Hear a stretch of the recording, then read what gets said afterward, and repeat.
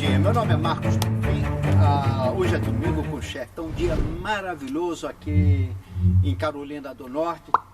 Sol bonito, céu limpinho, não tá frio, não tá calor, tá agradável, tá uma delícia. Mas enfim, hoje eu vou compartilhar uma coisa com vocês, uma experiência minha que aconteceu há muitos anos atrás aqui nos Estados Unidos, quando eu estava fazendo o seminário.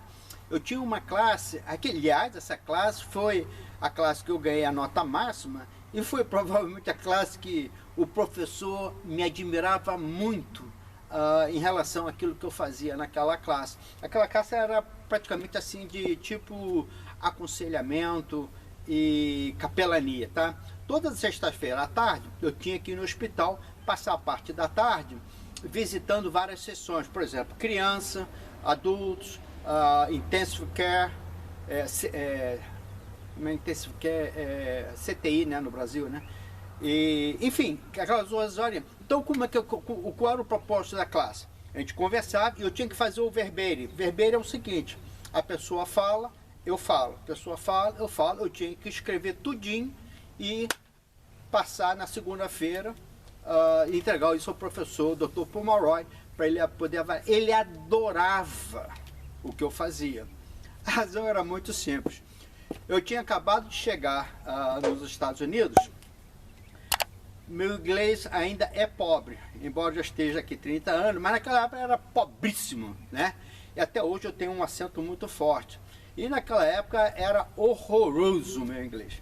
Então, eu tinha medo. Eu ia sexta-feira, mas rapaz, a minha perna tremia. A única hora que eu gostava um pouco é quando eu estava no Intensive Care, na CTI, porque ninguém falava nada, estava todo mundo entubado. Aí eu chegava lá, ficava olhando para a pessoa, orava e caía fora.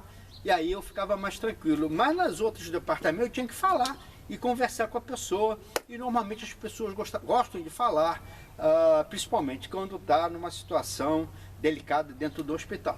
Bom, então a pessoa falava e eu fazia hã. E a pessoa falava e eu hã. E a pessoa falava e eu hã. E quando eu falava alguma coisa, era o mínimo possível, porque eu tinha medo de falar e o meu inglês era horroroso e eu tinha medo da pessoa não entender. Então eu fazia muito hã. O Dr. Pomeroy, meu professor, achava aquilo fantástico. Ele dizia assim: o Marcos sabe ouvir. Não é que eu sabia ouvir, não, eu tinha que fazer hã mesmo.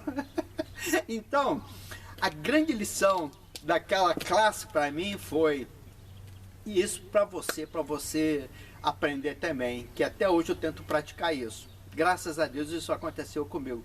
A maioria das vezes a pessoa não quer ouvir o que a gente pensa. Ela quer uma pessoa para poder falar e colocar para fora. E nós temos que estar ali para dar um suporte,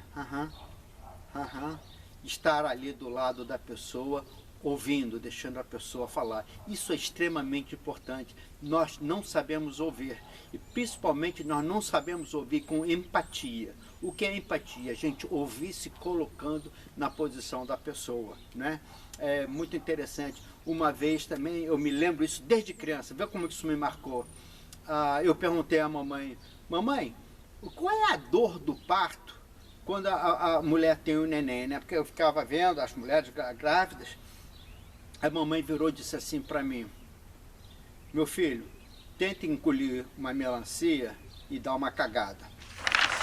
Rapaz, aquilo na minha mente, eu consegui naquele momento passar para o lado da mulher e entender o que é uma dor do pai. Claro que a gente nunca vai saber, mas você mais ou menos você tem a ideia do que a mulher passa, não é? Então isso é ouvir com empatia, é você passar para o lado da pessoa, ouvir no sentido que a pessoa ela está sentindo. Isso é difícil, mas nós temos que tentar fazer isso, nós temos que tentar para podermos entendermos a pessoa, sentir pela pessoa e mais uma vez, estar ali disposto para dar ouvido. Lembra? Deus nos deu 2 orelhas e uma boca.